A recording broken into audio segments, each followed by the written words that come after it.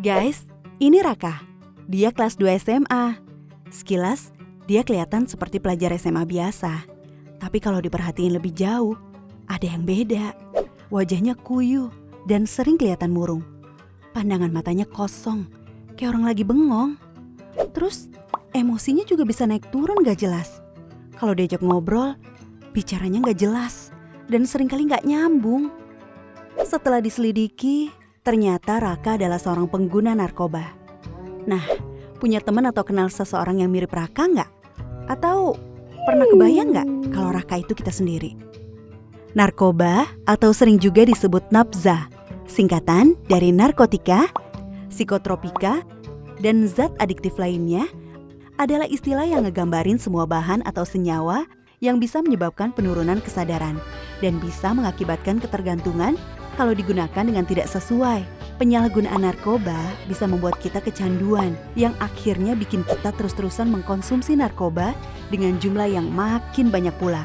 Dampak kecanduan narkoba bakal dirasakan oleh otak kita, terutama otak bagian depan yang fungsinya mengatur gerakan, ucapan, perilaku, memori, emosi, dan kepribadian kita. Kita jadi nggak bisa berpikir jernih, gampang lupa, dan sulit berkonsentrasi.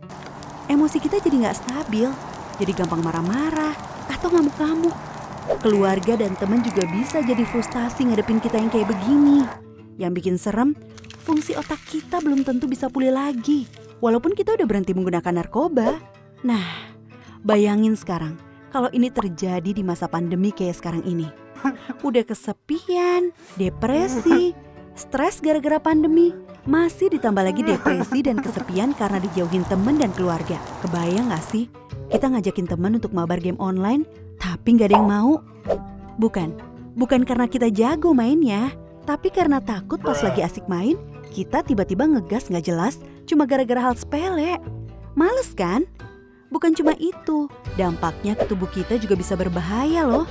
Beberapa hasil penelitian bilang kalau penyalahgunaan narkoba bisa berdampak pada penurunan kekebalan tubuh kita. Akibatnya tubuh jadi lebih gampang terserang virus. Seperti virus corona yang lagi rame-ramenya sekarang ini. Makin serem kan? Nah, setelah tahu dampak negatif narkoba, terus gimana dong caranya supaya kita nggak kejerumus menyalahgunakan narkoba? Terutama di masa pandemi seperti sekarang ini nih. Banyak teman-teman yang menggunakan narkoba gara-gara mereka merasa kesepian dan gak punya teman. Jadi mereka gak punya tempat curhat saat stres. Jadi hubungan pertemanan yang sehat itu penting banget buat ngebantu kita menghindari narkoba. Nah, di masa pandemi kayak sekarang ini, gimana kita bisa tetap menjaga hubungan dengan teman-teman kita padahal ketemu aja sulit? Ya banyak caranya. Misalkan, begitu selesai sekolah online, jangan cabut dulu, tapi sempetin ngobrol sebentar sama teman-teman.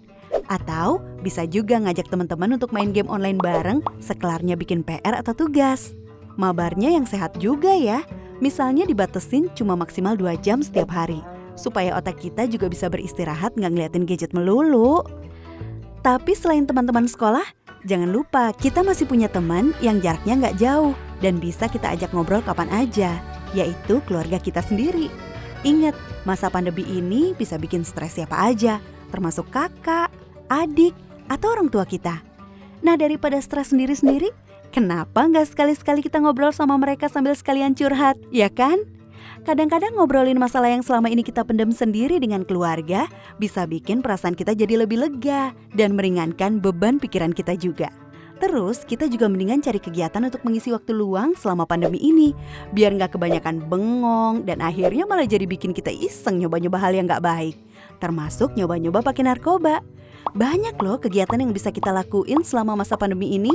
Misalnya nekunin hobi baru seperti nyusun puzzle, main Rubik Cube, berkebun, menulis, dan banyak lagi.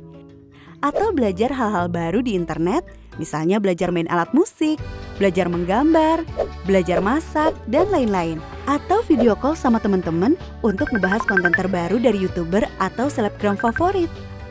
Atau bisa juga melakukan kegiatan religius, hati jadi tenang. Atau malah coba-coba bikin konten sendiri untuk diunggah ke akun medsos kita. Misalnya bikin konten tutorial make up, masak, atau bikin kerajinan tangan. Atau bikin konten nyanyi cover lagu pakai gitar. Lumayan kan? Iseng-iseng tapi kalau banyak yang nonton bisa menghasilkan juga. Atau coba deh, keluar ke halaman depan rumah, terus coba lakuin olahraga ringan sambil menghirup udara luar. Pasti pikiran kamu jadi lebih segar dan suasana hati kamu jadi lebih positif. Nah, selain berusaha menghindari pengaruh narkoba kepada diri kita sendiri, kita bisa juga membantu teman-teman kita untuk menghindari penyalahgunaan narkoba. Istilah kerennya, kita bisa ikut jadi agen perubahan gitu. Banyak loh teman-teman yang terjebak kecanduan narkoba karena mereka menerima informasi yang salah tentang narkoba. Misalnya, ada yang mendapat info kalau narkoba bisa bikin badan kita jadi lebih bagus bentuknya. Atau ada juga info yang bilang kalau narkoba bisa membantu kita berkonsentrasi. Nah, kita bisa ngelakuin sesuatu untuk membantu teman kita itu dengan cara ikut nyebarin informasi dan edukasi yang benar tentang narkoba lewat akun medsos kita misalnya. Dengan begitu, kita membantu teman-teman kita untuk mengambil keputusan yang benar juga. Tapi yang paling penting, kita harus bisa nerima diri kita sendiri apa adanya. Salah satu alasan utama banyak teman-teman kita yang terjerumus menggunakan narkoba adalah karena mereka takut nggak diterima di lingkungan sosial atau takut nggak diakui oleh teman-teman. Kita harus bisa cinta sama diri kita sendiri karena tiap manusia itu istimewa dan unik. Dan kita nggak perlu penilaian orang lain untuk tahu seberapa istimewanya kita. Kita bisa jadi keren tanpa harus selalu ikut-ikutan orang lain kok. Jangan takut untuk bilang enggak sama teman-teman kita yang nawarin untuk pakai narkoba. Dan gak usah takut kehilangan teman gara-gara itu.